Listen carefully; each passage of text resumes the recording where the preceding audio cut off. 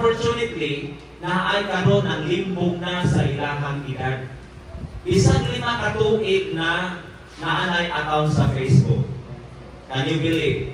Yes. Do you believe on me? Yes. Yes. Ano man? So, unsa may tawagan na ang limbong dili?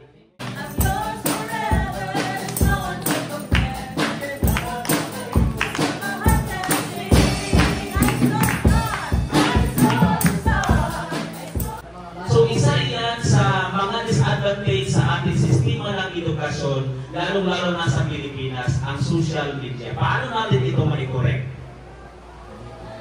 Gagamitin natin ang maayos ang social media. Kung restricted tayo sa edad, huwag natin gawin itong Addiction. okay, huwag natin gawin na maggamat ang account para lang magka-account ka. So dapat, mayroon tayong restriction na edad na 13. So, sa sinasabi ko kanina, na 5 years old pa lang, mayroon na silang account. At ito ay tinatawag na ito ay tinatawag na kailangan kung mayroong below 30, kailangan ang unsaman, permeso at patnubay ng mga magulang. No? Permeso at patnubay ng mga magulang, maaari na ang edad na 13. Kahit 30, kailangan pa rin natong parental consent para maggamat at account. Subalit, mayroon tayong tinatawag na hindi pagkakaunawa. So, paano nga ba nakagawa ng sariling account ang batang may edad 12 pababa? Usaw na nila. So, ilistan ang year. So, meaning to say, maaaring dinaya niya ang kanyang araw na kapanganakan at ito ay isang uri ng pagsisinungaling na hindi dapat gawin ng mga kabataan. So, dahil part ito sa education, kailangan turuan ang mga bata na hindi pa sa eksaktong edad na hindi dapat dayain ang ating edad. Diba? Okay. So, anong gagawin natin? So, dapat magkaroon ng malakas na panindigan at ipahayag ang may katapatan sa tamang pagkakataon sapagkat ito ang dapat na gawin ng isang tapat at mabuting tao. Huwag natin dayain ang katotohanan. Sa pagsisiwalat ng katotohanan ay masasabing na ipakita natin ang inaasahan sa atin bilang mataas na nilikha o nilalang na nilikha ng Diyos. So, kailangan walang pagsisinungaling. Di ba, Giray? Walang pagsisinungaling. Kailangan tapat. At kailangan magmahal tayo sa katotohanan. Huwag natin dayain ang ating sarili. Kung ang dahilan ng pagsisinungaling ay upang makapat-abot na kasiyahan sa ibang tao, maprotektahan o mapangalagahan ang dignidad at kaligtasan ng iba, ay maaaring hindi natin hayaang sabihin ang totoo. Okay? So kailangan maging totoo tayo sa ating sarili. Atong hulaton. Okay? So, atong hulaton ang tamang, hintayin natin ang tamang panahon. Okay? So, sana mayroon kayo natutunan sa ating paglalahad sa edukasyon sa pagpahalaga. Ika-10 na baitang. Okay? So, by this time, puntahan natin, meron ba tayong mga katanungan? Wala ba tayong tanong or meron? Wala. So, ang lahat ng mga ating nalalahad ngayon, nilalahad ay naunawaan.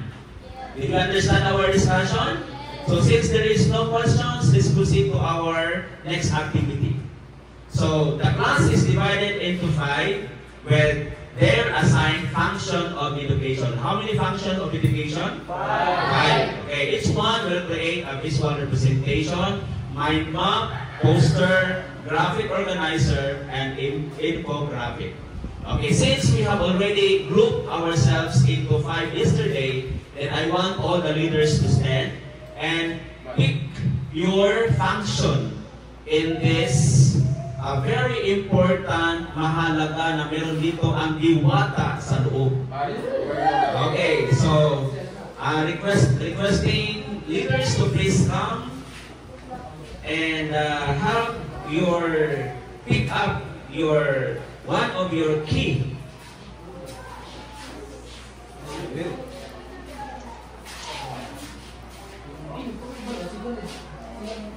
Okay, here it goes. Get one?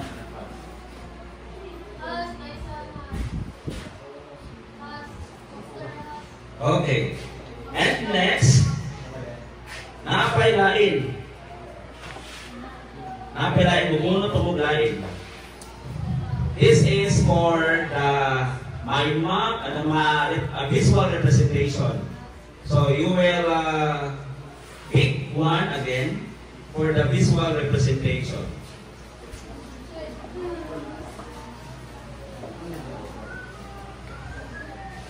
Get one?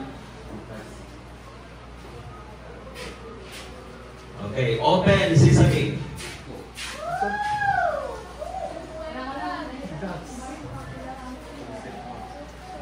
Okay, so I have here. So as I call your function, please come forward. Pagila sa mind map. Okay, integration. Isa nakadawat sa integration.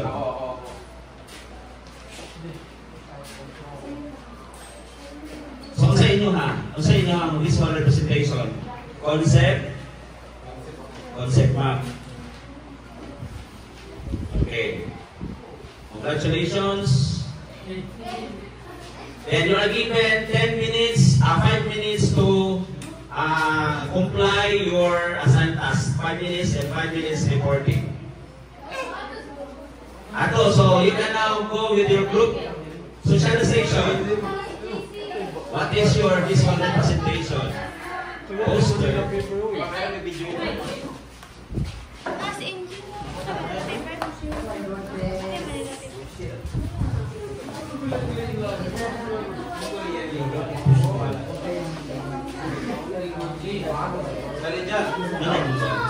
Socialization.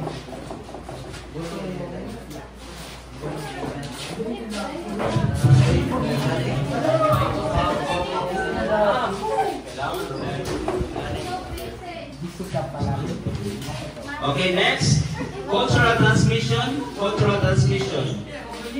Inyong representation. Follow the rubrics. Next is the social control. What is your visual representation? Infographic.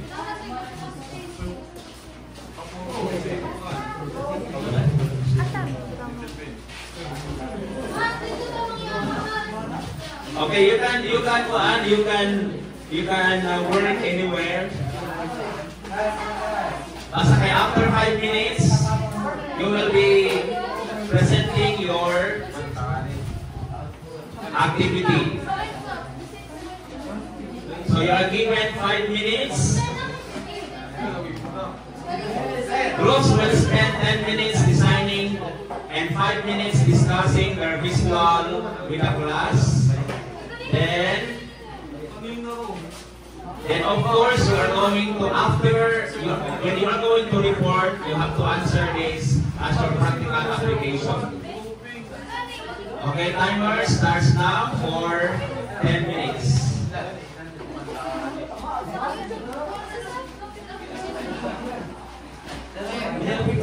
Okay, dito naman ikaw.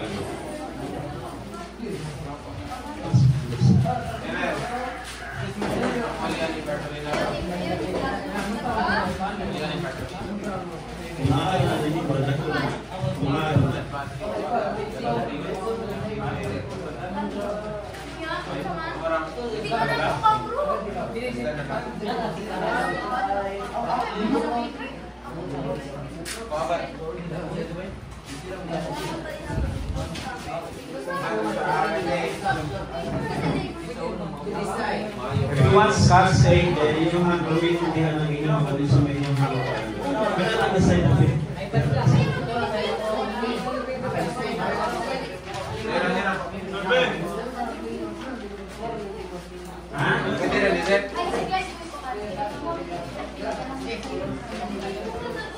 mag-order ang uniform. Tuloy ninyo isa sa ninyo, ha? Kami kagili niyo.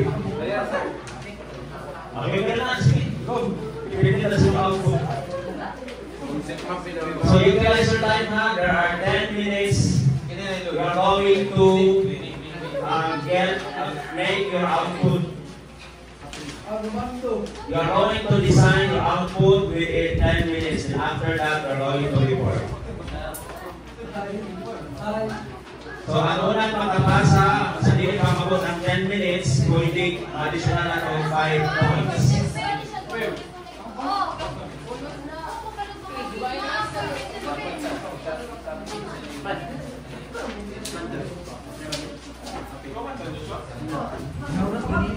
Okay, if you want scotch tape, pwede lang inyong i-paste, ipapilit ang inyong mga graphic organizer, pwede lang.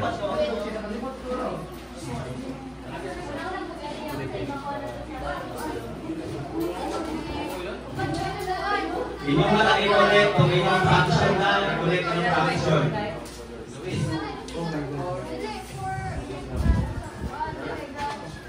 So yung cultural transmission, mind out na, no?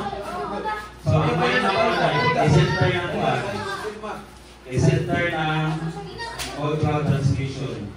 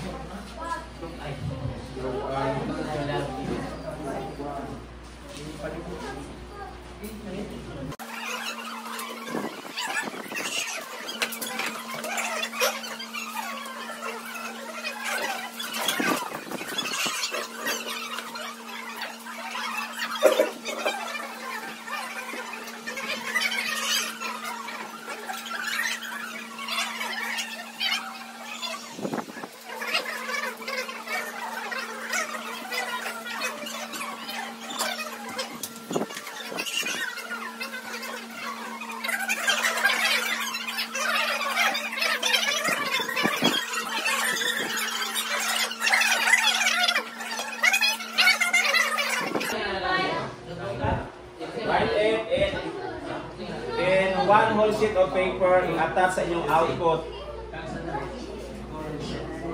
You write it in one whole sheet of paper, attach in your output.